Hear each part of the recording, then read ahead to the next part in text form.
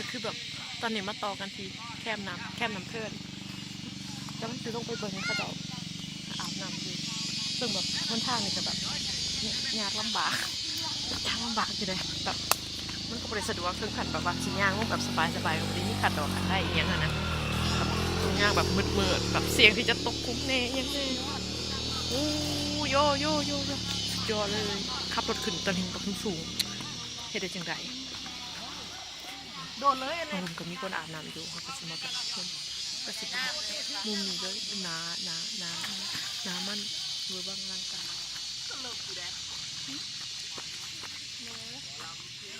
ประมาณตามตุนปั๊บตุนเมนมีใส่ละหอดน้ำเลยเป็นปะเนี่ย อันนี้ก็คือน้ำเทิงบอกไปเลยใส่น้ำที่เฮาเดินทางมาเขามาแต่ทางพูนเบิ่งทางพูน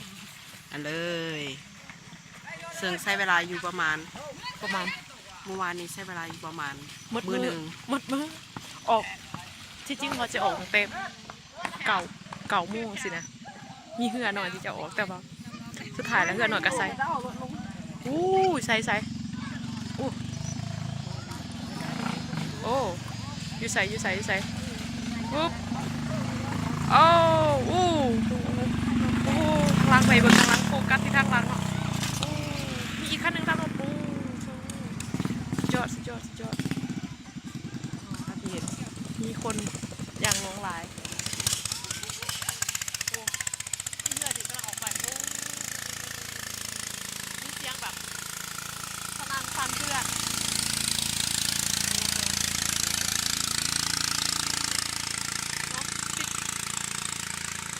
ไปแล้วดูว่าจะไปไหน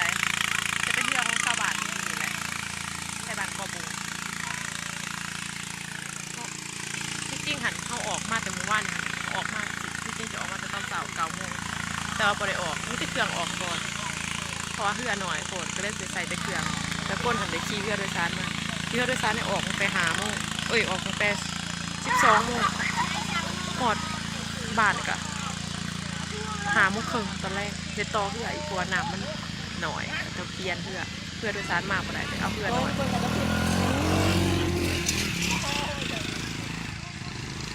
คุณอะเก่งให้เขาเห็นบ่ได้ประมาณแบบว่าคาสิเราบจบตักเกือเนาะก็คือขี่เรือมากระหอถามโมงเกิงก็ได้ขี่เรือหน่อยแบบคนเครื่องแบบอลังการงานสร้างแต่ว่าตีคนขนสวยหันประสานตายให้โฟกัสที่